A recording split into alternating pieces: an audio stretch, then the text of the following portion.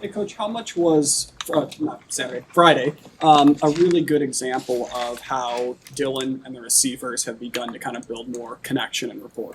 It was good to see them go out and execute on third down in the first half and execute on, shot plays, 50-50 balls, being able to push the ball down the field, both deep and intermediate. And it's good to see Dylan check the ball down like he did. I think he did a really nice job of distributing the ball to all positions. How do you feel about where the run game is at? I know you're taking what they give you, but yesterday Coach Rule mentioned maybe even more of a concerted effort to ramp that up even a little bit. Where do you feel it's at?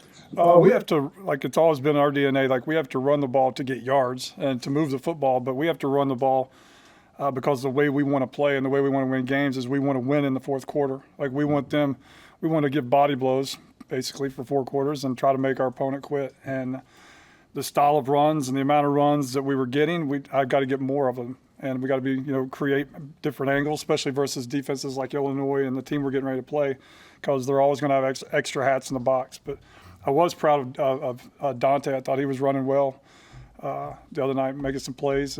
Again, our challenge to our guys is we have to get better at making people miss, especially they got extra hats in the box. We got to block the ones we can and then make the other guy miss. So that's a huge emphasis this week. What did you tell your guys about? I mean, did you have any certain message about what happened in overtime to your guys? No, it's simple. It's, again, I reference Coach a lot on this, but, your unit, which would be the offensive unit is, representation of leadership, and I lead that offense. So I've got to do a better job of making sure we're prepared mentally, physically, emotionally, when we get in that situation that we can go out there and execute. And, it's not just this guy busted an assignment or, that guy busted this. It's not that. It's the whole group has to be accountable. And, you hear all these things like, well, that's Nebraska. It's not a jinx. It's not a fluke. It's just a group of guys that we have to figure out and get better and learn from this and go out there the next time it comes, right, and take advantage of the opportunity and go finish it off. The double pass play, the one from Raiola to Harburg and then Heinrich back to Raiola, how risky and comfortable were you guys running that play, and are you guys running that play? Very comfortable. Very. We practice it all the time. Threw a touchdown against Minnesota last year. It actually hit the ground and bounced up to Jeff, and he threw it for a touchdown. But I have all the trust in the world in Heinrich being able to catch a pitch, throw the ball back to Dylan. Dylan made a heck of a catch, and just you could see the baseball in him. He kind of catch it, crow hopped and threw it, and with relative ease. So very confident in our guys of executing those plays. Purdue has given up over 700 rush yards the last 2 weeks. What have teams done from what you've seen just to have success running the ball? It's amazing. Notre Dame ran the quarterback a lot. Again, I know it gets tiresome, but they overload the box. Notre Dame ran the quarterback, and then they would have Notre Dame stopped, like dead and like nothing there, and the back would just bounce it outside and make a play, make a guy miss, and go for 60. So it's not like people are scheming them up and just handing the ball off. There's just people making plays against them and, extending plays at the running back position or running the quarterback. It's going to be really hard. It's hard for you to, when you watch the tape, it's hard to imagine that they have given up that amount of yards just with the scheme and how hard they play and the personnel that they have in that front seven. What was your evaluation of Gunner? I thought he did well. I mean, that's a big spot to get put in. There wasn't really any times where we were thinking, oh crap, Gunner's out there. We just called the ball plays that we were going to call, if he wasn't out there, and he did well.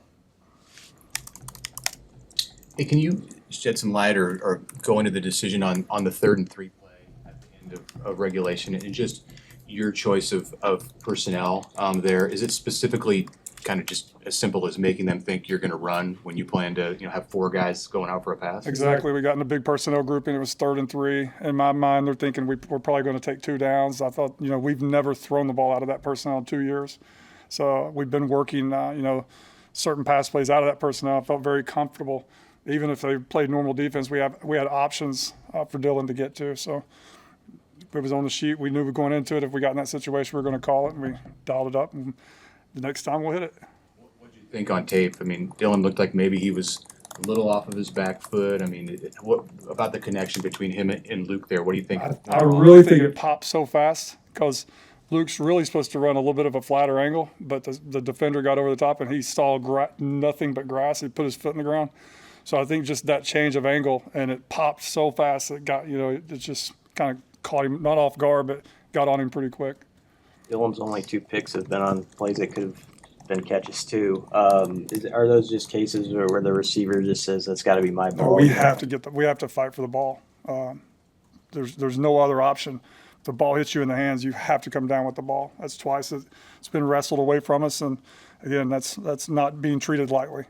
You go get the ball. Hey, Coach, have you tried any other players at tackle this week? Like, could a Mazuka rep there this week? I mean, have you done any other things to kind of prepare for worst case scenarios? Yeah, Kanak and Mazuka both can, they can move around. They're multi, they can do all kinds of different. They can play guard, tackle, and help us out. So, we're going to make sure that we get the best 5 guys out there. Anything else for Coach?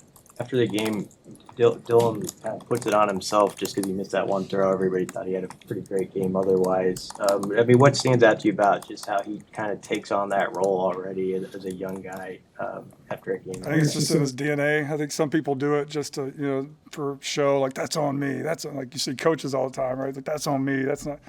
But I think he truly means it. Like, he thinks, he texted me last night, can we run this play? And I text back, heck yeah.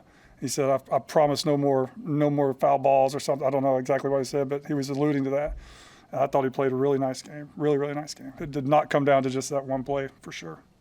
Do you find, first time on the road, first time with the travel roster, do you find any positions specifically that are more difficult than others to cut down the number that you're allowed to take? The wideouts, tight ends, those positions will usually have some discussions, but I think we're pretty set right now on the depth chart and actually who's going to go in, who we're counting on to go in and play in a game.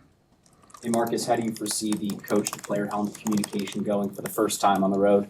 I think it'll be great. I think it'll be, just like, again, Coach made us do it spring practice day 1, and we've been doing it every day for so long. It's just so natural to us. So barring any type of internet or whatever it runs on, issues that we can't control, I don't see any issues. All good. Thanks, guys.